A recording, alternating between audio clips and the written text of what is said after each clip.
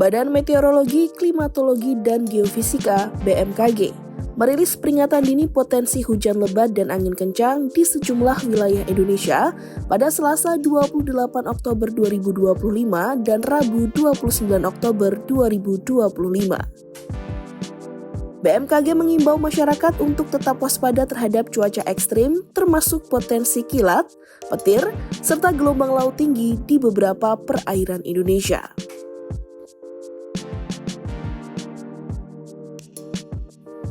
Menurut BMKG, dalam sepekan ke depan, pertumbuhan awan hujan signifikan berpotensi terjadi di sejumlah wilayah Indonesia.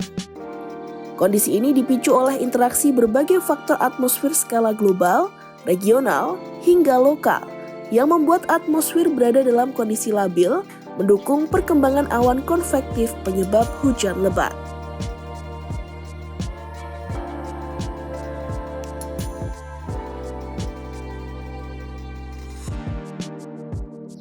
Pada skala global, indikator Dipole Mode Index saat ini menunjukkan nilai negatif sebesar minus 1,27. Angka itu mengindikasikan peningkatan suplai uap air dari Samudra Hindia menuju wilayah Indonesia bagian barat, sehingga mendukung pembentukan awan hujan di kawasan tersebut.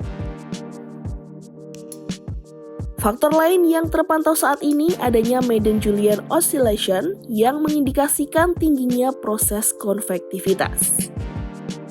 Selain itu, gelombang atmosfer diprediksi aktif yang memberikan potensi peningkatan pertumbuhan awan hujan di wilayah yang dilaluinya. Aktivitas gelombang Rossby ekuator yang berpropagasi ke arah barat diprediksi aktif di beberapa wilayah. Fenomena lain yang turut mempengaruhi kondisi cuaca Indonesia adalah sirkulasi siklonik yang terpantau di berbagai wilayah. Sejumlah sirkulasi siklonik tersebut kemudian membentuk daerah perlambatan kecepatan angin memanjang di beberapa lokasi. Dalam keterangan resminya, BMKG meminta masyarakat secara rutin memantau perakiraan dan peringatan dini cuaca melalui kanal resmi lembaga tersebut.